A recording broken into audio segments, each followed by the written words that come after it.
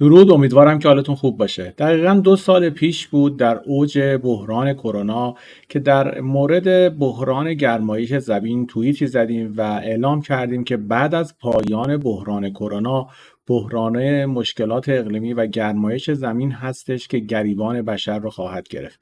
طی 10 سال گذشته الگوریتم‌های ریست بزرگ در راستای اهداف نظم نوین جهانی رو بررسی کردیم و طی 3-4 سال گذشته عملا در مورد اونها صحبت کردیم، ولی خب متاسفانه اکثریت عوام مردم به این موضوعات توجه ندارن و زمانی متوجه میشن که راه گریزی نیست. یعنی اکثریت ما رو به عنوان توهمات توطئه ازمون یاد میکردن و میگفتن شماها متوهم هستین و دیدیم که زمان کرونا همه رو غافلگیر کردن و مجددا در مورد گرمایش زمین هم بازی ها شروع شده، ولی خب متاسفانه مردم به قدری درگیر مشکلات معیشتی هستن که از واقعیت دور هستن و تمام الگوریتم ها را به قدری زیبا در حال پیاده سازی هستن که راه گریزی نیست و با این جماعتی که اکثریتشون مشکلاتشون مشکلات مادی هستش و درگیر مباحثی هستن که عملا در راستای اهداف نظام سلطه جهانی است، امیدی نیست که بتوان راه رو مقداری برای این جامعه نخبگان جهانی یا گلوبالیستا ناهموار کرد و متاسفانه خواهیم دیدش که از 6-7 ماه دیگه بازی ها در دنیا شروع خواهد شد و میبینیم که این روزها آتش سوزی هایی در اروپا، آمریکا، آسیا و حتی ترکیه رخ میده که همه نشان از این هستش که هوای زمین گرم میشه. به هر صورت قبل از اینکه وارد بحث اصلی بشیم، یک ویدیویی رو BBC جهانی پخش کردش. میخوام این ویدیو رو با هم ببینیم که بسیار حائز اهمیت هستش و ببینیم در مورد گرمایش زمین و مشکلات اقلیمی چه خوراکی رو به عوام مردم میدن.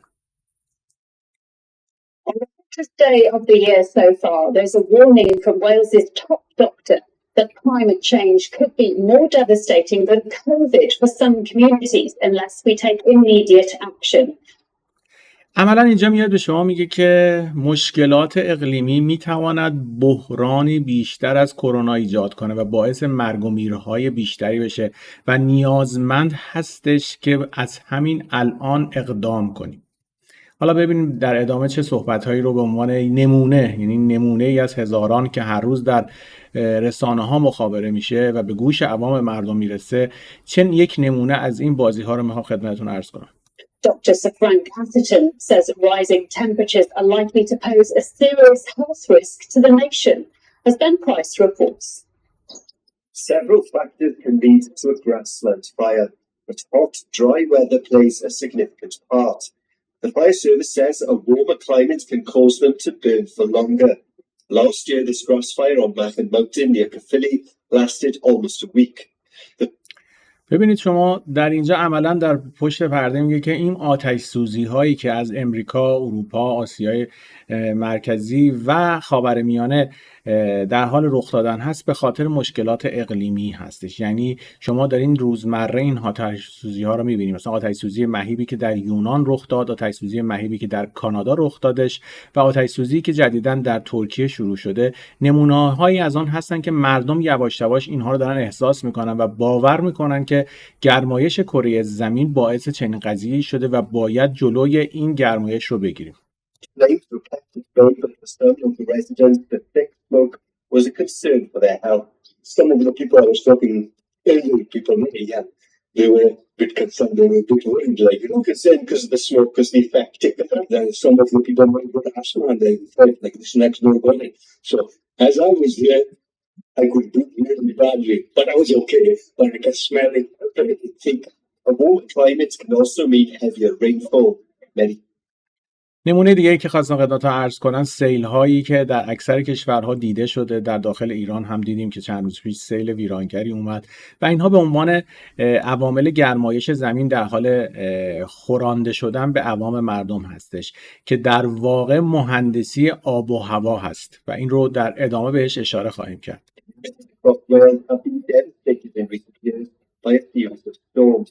Rising temperatures also worsens air pollution.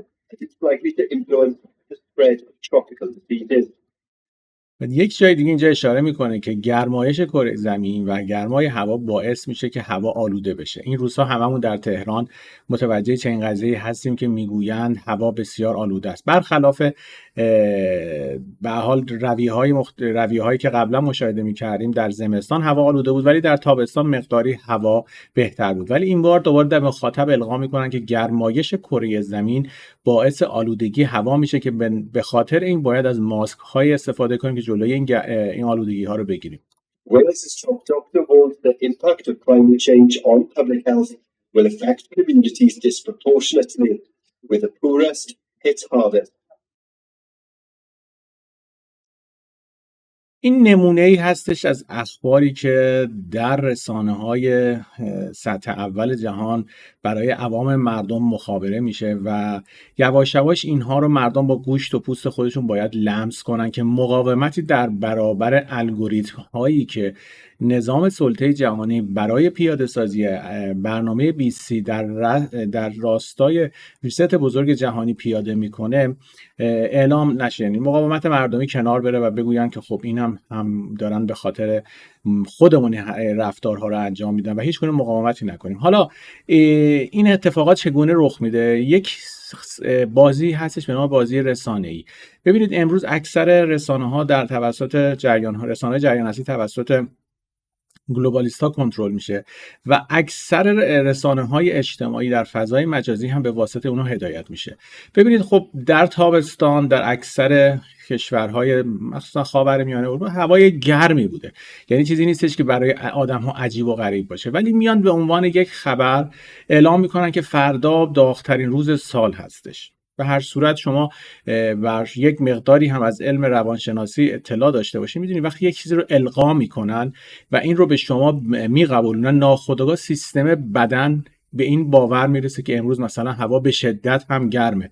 شاید این اتفاق 20 سال پیش 40 سال پیش هم افتاده و هوا بسیار گرم شده در یک روزی از سال، ولی خب به خاطر این که مردم اون زمان دسترسی به رسانه نداشتن خب میگفتن به عنوان تابستون هوا گرمه و این اتفاقا مدام افتاده و امروز متاسفانه اکثر مردم اطلاعاتشون از فضای مجازی میگیرن. و برای مثال مثلا شما میخواین هوای شهر که هستین رو چک کنین، میرین توی اپلیکیشن گوشیتون و نگاه میکنین هوا چند درجه، فیلینگش چقدره و این اطلاعات توسط سیستم هایی که قرار الگوریتم 20 رو اجرا کنن انگولک میشه، دستکاری میشه.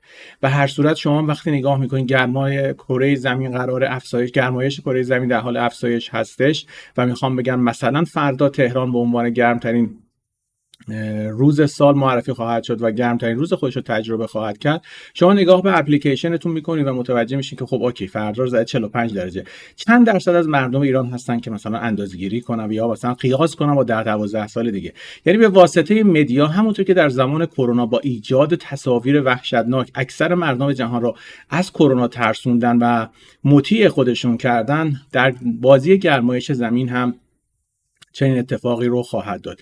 حالا چگونه میخوان این رو کنترل کنن؟ میان میگوین کسانی که کشاورزی میکنن و دامداری میکنن باعث میشن که گرمایش کره زمین به حال سیر صعودی بگیره و باید اینها کارهاشون رو تعطیل کنن و با وضع قوانین مالیاتی و سختگیرانه مخصوصا در کشورهای اروپایی و الان هم در خاورمیانه ایجاد شده تولیدات غذایی رو کنترل میکنن. چون یکی از اهداف سناریوی گرمایش کره زمین اینه که محصولات غذایی ارگانیک رو که برای سلامت بشر لازم هست رو حذفش کنن. به هر صورت حالا بازی‌های مختلفی در حال انجام هست که گفتیم، یک نمونهشو تقریبا 2 هفته پیش در مورد گرانی گندم و ذرت مباحث رو در موردش صحبت کردیم و دیدیم که از دیروز در داخل ایران هم چنین اتفاقی افتاد.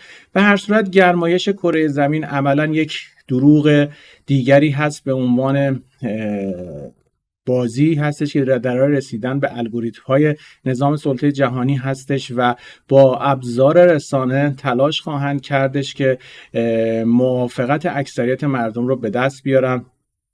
این یک الگوریتم. مثلا الگوریتم دیگه هم که در برنامه قبلی گفتم و با ایجاد مشکلات اجتماعی، تورم و فقر، حذف سبد غذایی مردم از غذاهای ارگانیک و به حال جلو بردنشون و هدایت کردنشون به سمت غذاهای آزمایشگاهی نمونه دیگری هستش که در یک الگوریتم گسترده در اکثر سطوح سیاسی، فرهنگی، اقتصادی در حال جلو رفتن هست.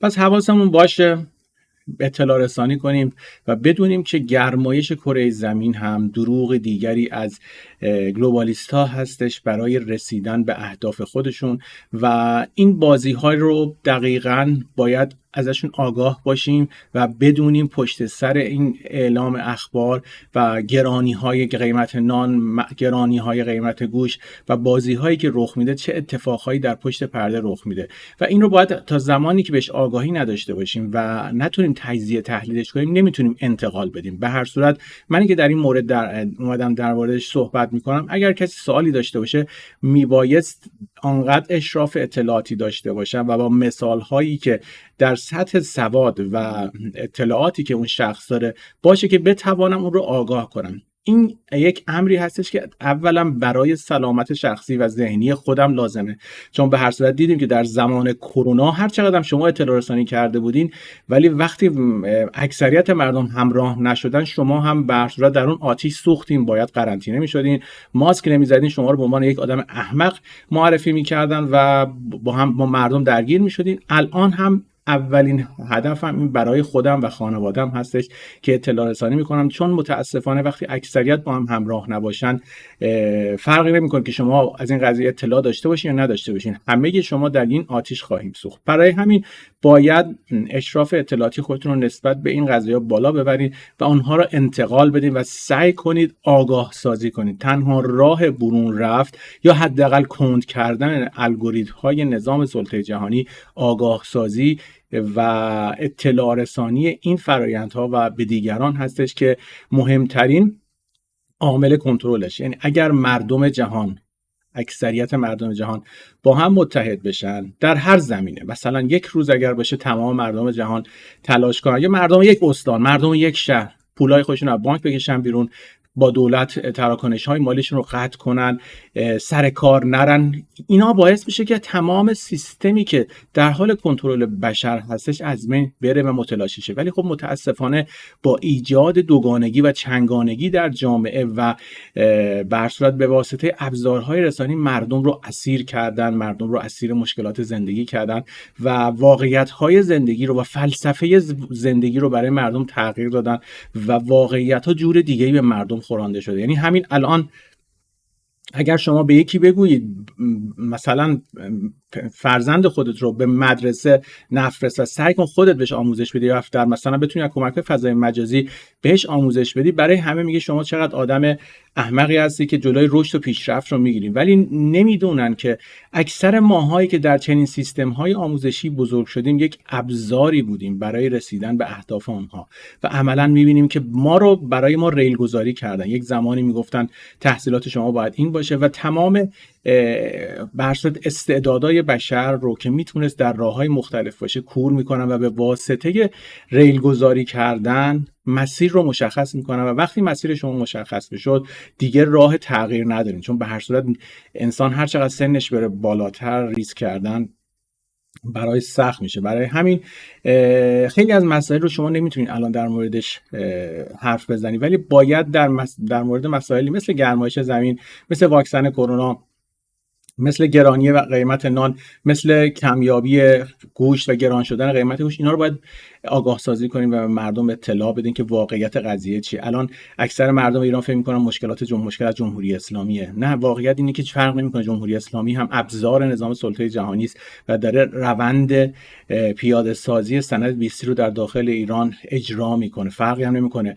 همین الان جمهوری اسلامی بره و یک دولت شاهنشاهی یا یک دولت دموکراتیک هم بیاد، همین روند رو پیاده سازی خواهد کرد و هر صورت هر زمانی به اقتضای زمان و به هر صورت نیازهایی که دارن حکومت‌ها رو جابجا میکنن و فرقی نمیکنه. هر کسی و هر شخصی هم مخالف اهدافشون باشه حذف میشه. برای همین